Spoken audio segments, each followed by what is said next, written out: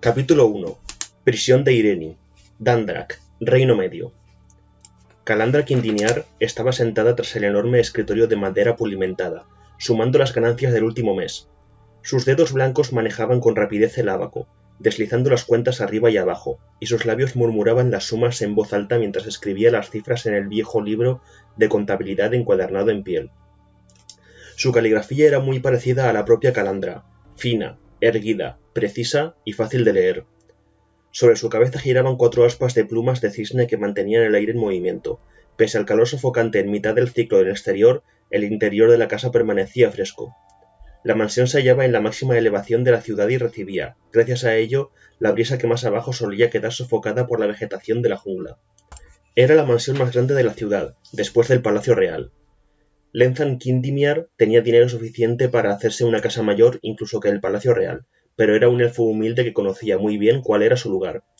Las estancias eran espaciosas y aireadas, con techos altos y numerosas ventanas y el mágico sistema de ventiladores, al menos uno por estancia. Los salones, muy amplios, se hallaban en la segunda planta y estaban bellamente amueblados. Unas persianas los dejaban frescos y en penumbra durante las horas brillantes del ciclo. Cuando se producía una tormenta, las persianas eran levantadas para dejar paso a la refrescante brisa cargada de humedad. Paithan, el hermano menor de Calandra, estaba sentado en una mecedora cerca del escritorio.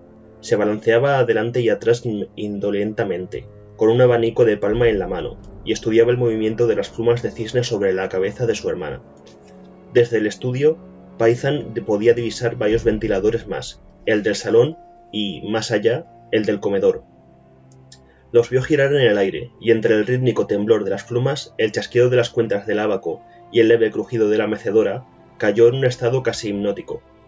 Una violenta explosión que sacudió los 3 pisos de la casa hizo que Paithan se incorporara de un brinco. ¡Maldición!, masculló, observando con irritación una fina nube de yeso que caía del techo hasta su bebida helada. Su hermana soltó un bufido y no dijo nada. Había hecho una pausa para limpiar de un soplido el polvo de yeso que se depositaba en la hoja del libro de contabilidad, pero no interrumpió sus cálculos. Se oyó entonces un gemido de terror procedente del piso inferior. «Debe de ser la nueva criada del fregadero», comentó Paithan poniéndose en pie. «Será mejor que vaya a tranquilizarla y decirle que son solo cosas de nuestro padre». «No harás nada de eso», replicó Calandra sin levantar la vista y sin dejar de escribir. «Te quedarás ahí sentado y esperarás a que termine las cuentas. Luego repasaremos los detalles de tu próximo viaje al Norint. Ya es suficientemente poco lo que haces para ganarte el sustento, siempre perdiendo el tiempo en Orn, a saber con qué asuntos con tus amigos de la nobleza. Además, la chica nueva es una humana, y muy fea, por cierto». Calandra se concentró de nuevo en sus sumas y restas. Paithan volvió a acomodarse de buen grado en la mecedora. «Debería de haber dado por sentado», se dijo el joven elfo, «que si Calandra contrataba a una humana sería alguna de Fesio con cara de cerdo. Eso es lo que se llama amor fraternal.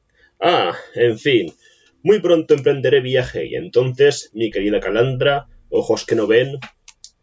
Paithan se meció en la silla. Su hermana continuó murmurando y los ventiladores siguieron girando tranquilamente. Los elfos adoraban la vida, y por ello la envolvían de magia en casi todas sus creaciones. Las plumas producían la ilusión de estar aún sujetas al ala del cisne. Mientras las contemplaba, Paithan pensó que sustituían una buena analogía de su familia. Todos sus miembros vivían en la creencia ilusoria de estar aún vinculados a algo, tal vez incluso unos a otros. Sus apacibles meditaciones se vieron interrumpidas por la aparición de un elfo tiznado, desaliñado y con las puntas de los cabellos chamuscados, que entró en la estancia dando brincos y frotándose las manos. «Esta vez no ha estado nada mal, ¿verdad?», comentó. De baja estatura para tratarse de un elfo, era evidente que en otra época había sido rotundamente obeso. En los últimos tiempos sus carnes se habían vuelto fofas, y su piel cetrina y ligeramente hinchada. Aunque la capa de hollín lo ocultaba a la vista, el cabello gris que rodeaba la extensa calva de la coronilla indicaba que estaba en la madurez. De no ser por las canas, habría sido difícil calcular la edad del elfo, pues tenía el cutis terso, sin una arruga, demasiado terso, y unos ojos brillantes, demasiado brillantes. El recién llegado se frotó las manos y miró alternativa y nerviosamente a su hija y a su hijo. «Esta vez no ha estado nada mal, ¿verdad?», repitió. Desde luego que no, jefe, asintió Python, de buen humor. Un poco más y me caigo de espaldas.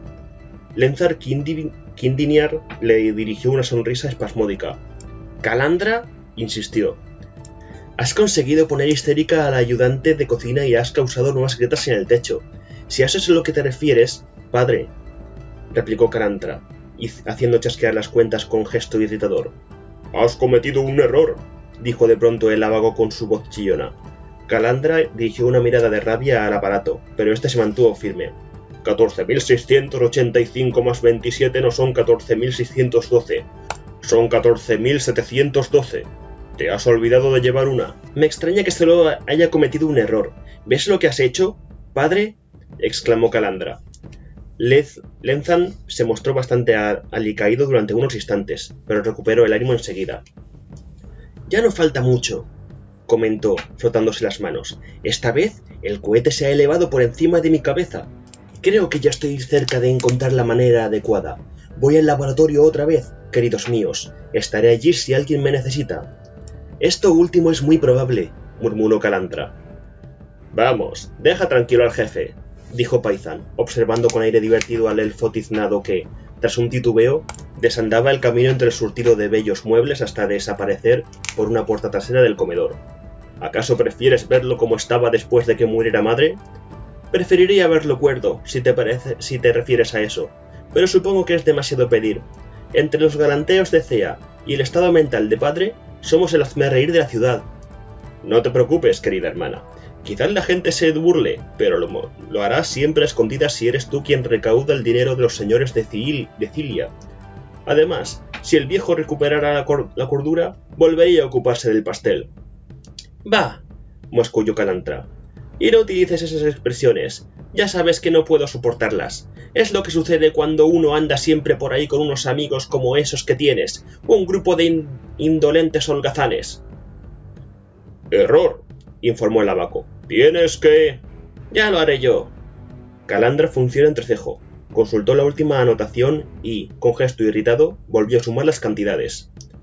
«Deja que esa cosa se encargue», apuntó Python, refiriéndose al abaco. «No confíe en las máquinas. ¡Silencio!», exclamó Calandra, cuando su hermano se disponía a añadir algo más. Python permaneció en silencio unos momentos abanicándose, mientras se preguntaba si tendría suficiente energía para llamar al criado y mandarle traer un vaso de ambrosía fría, uno que no estuviera lleno de yeso. Sin embargo, dado su carácter, el joven elfo era incapaz de quedarse callado mucho rato. «Hablando de Cea, ¿dónde está?», preguntó, volviendo la cabeza como si esperara verla emergente debajo de alguna de las fundas que protegían varios muebles de la estancia. «En la cama, por supuesto. Todavía no es hora del vino», contestó su hermana, refiriéndose al periodo del final de cada ciclo, conocido como arrebato, en el que los elfos dejaban el tratado y se relajaban tomando un vaso de vino con especias. Python se meció adelante y atrás. Estaba aburriéndose. El noble Dundrun salía con un grupo a navegar por el estanque del árbol y ofrecía una cena campestre a continuación, y, si a Python quería asistir, ya era hora de vestirse adecuadamente y ponerse en camino. Aún sin ser de noble cuna, el joven elfo era lo suficientemente rico, guapo y encantador como para hacerse un nombre entre la aristocracia. Le faltaba la educación de la nobleza, pero era lo bastante listo como para reconocerlo, y no intentar fingirse algo distinto a lo que era. El hijo de un comerciante de clase media. El hecho de que ese padre comerciante de clase media fuera, precisamente, el elfo más rico de toda Equilan, más rico incluso, así se rumoreaba, que la propia reina, compensaba de largo sus ocasionales caídas en la vulgaridad. El joven elfo era un buen camarada que gastaba el dinero con prodigalidad. «Es un diablo interesante, cuenta las historias más estrafalarias», había dicho de él uno de los nobles. La educación de Python procedía del mundo, no de los libros. Desde la muerte de su madre, unos 8 años atrás, y el posterior hundimiento de su padre en la locura y la enfermedad, Python y su hermana mayor se habían hecho cargo de los negocios familiares. Calandra se quedaba en casa y llevaba la contabilidad de la próspera empresa de armamento. Aunque hacía más de 100 años que los elfos no iban a la guerra, a los humanos todavía les gustaba practicarla, y más aún les gustaban las armas mágicas que los elfos creaban para librarla. Python se encargaba de salir por el mundo, negociar los contratos, asegurarse de que se entregaban los envíos y mantener satisfechos a los clientes. Debido a ello, había viajado por todas las tierras de Cilia, y en una ocasión se había aventurado hasta los propios territorios de los reyes del mar, hacia el Norint. Los nobles elfos, por el contrario, rara vez abandonaban sus propiedades en las copas de los árboles. Muchos de ellos ni siquiera habían pisado las partes inferiores de Equilan, su propio reino. Debido a ello, Paithan era considerado una maravillosa rareza y era cortejado como tal. Paithan era consciente de que los nobles y las damas lo tenían entre ellos como a sus monos domésticos, para divertirlos. La alta sociedad elfa no lo aceptaba de corazón. Él y su familia eran invitados al Palacio Real una vez al año, en una concesión de la reina a quienes mantenían llenas sus arcas, pero eso era todo. Nada de ello preocupaba a Paithan. En cambio, el hecho de que unos elfos que no eran la mitad de listos y no tenían ni la cuarta parte de sus riquezas miraran a los Quindiniar por encima del hombro porque estos no podían reconstruir su árbol genealógico hasta el tiempo de la peste, le dolía a Calandra como una flecha en el pecho. No encontraba ninguna virtud de la nobleza, y al menos delante de su hermano dejaba patente el desdén que lo inspiraba, y le irritaba muchísimo a que Paithan no compartiera sus sentimientos. Paithan, sin embargo, encontraba a los nobles elfos casi tan divertidos como él les resultaba a ellos. Sabía que, si proponía matrimonio a cualquiera de las hijas de uno de los duques, habría abrazos y sollozos y lágrimas ante la idea de que la querida hija se casara con un plebeyo, y la boda se celebraría tan pronto como lo permitiera la etiqueta cortesana. Al fin y al cabo, las casas nobles eran caras de mantener. El joven elfo no tenía intención de casarse, al menos por el momento. Procedía de una familia aventurera y transhumante cuyos antepasados eran los exploradores elfos que habían descubierto la Ornita.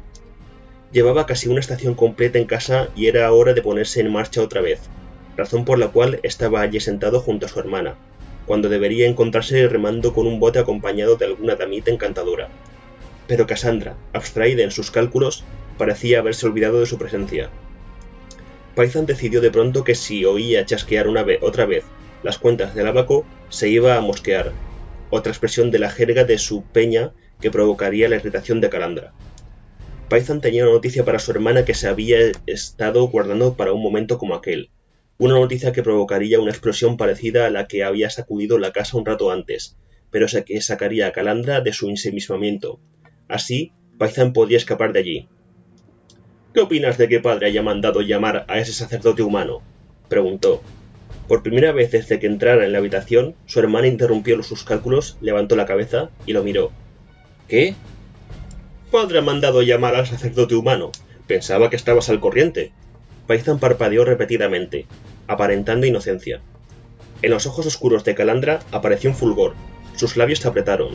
Después de sacarla con meticuloso cuidado en un paño manchado de tinta que utilizaba expresamente con tal propósito, dejó la pluma con delicadeza en su lugar correspondiente sobre el libro de contabilidad y volvió la cabeza hacia su hermano, dedicándole toda su atención. Calandra nunca había sido hermosa. Toda la belleza de la familia, se decía, había quedado reservada y concedida a su hermana menor. Calandra era tan delgada que su aspecto resultaba casi cadavérico. De niño, Paithan había recibido una azotaina por preguntar si su hermana se había pillado la nariz en un lagar. Ahora, ya en sus últimos años mozos, parecía como si toda su cara hubiera sido comprimida en una prensa. Llevaba el cabello recogido hacia atrás con un moño apretado en lo alto de la cabeza, sujeto con 3 peinetas de púas agudas y aspecto atroz. Su piel tenía una palidez mortal, pues rara vez abandonaba el interior de la casa, y cuando lo hacía, llevaba un parasol como protección. Sus severas ropas siempre se confeccionaban según el mismo patrón, abotonadas hasta la barbilla, y con faldas que se arrastraban por el suelo.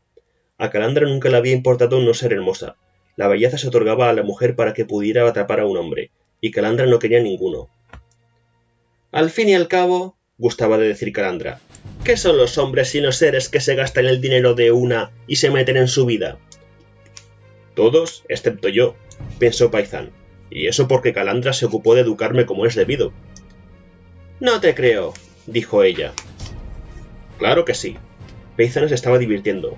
«Ya sabes cómo el Perdona, ha sido un desliz, que padre está lo bastante chiflado como para hacer cualquier cosa». «¿Cómo te has enterado?»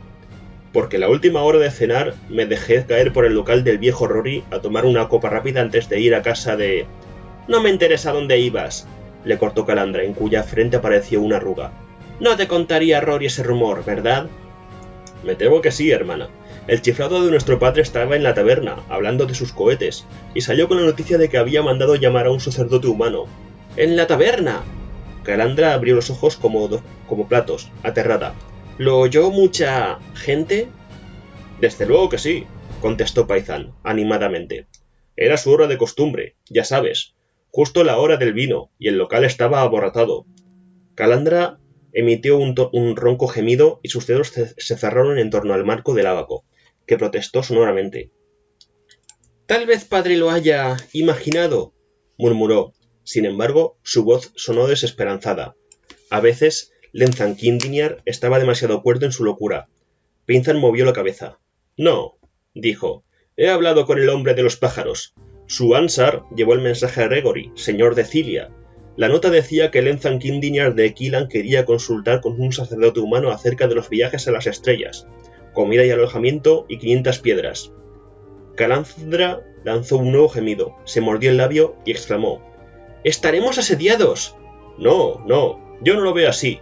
Paizán sintió cierto remordimiento por ser causa de aquella desazón. Alargó la mano y acarició los dedos agarrotados de su hermana. «Esta vez quizá tengamos suerte, Cal. Los sacerdotes humanos viven en monasterios y pronuncian, entre otros, estrictos votos de pobreza. No pueden aceptar dinero. Además, llevan una vida bastante buena en Cilia, por no hablar del hecho de que están organizados de una rígida jerarquía. Todos son responsables ante alguna especie de padre superior, y no pueden limitarse a coger los bártulos y desaparecer en la espesura.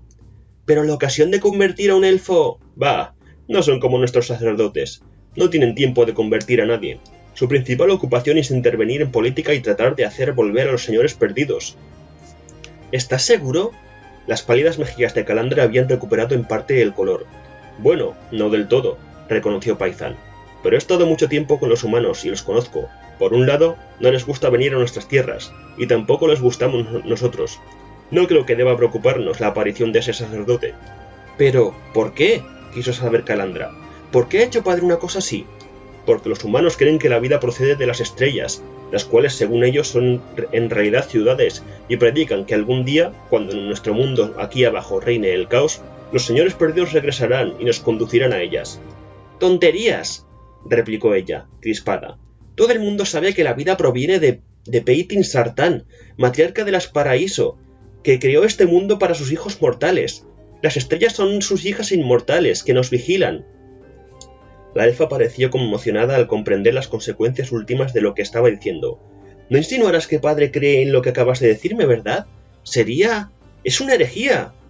«Me parece que está empezando a creerlo», asintió Paizán con aire más sombrío.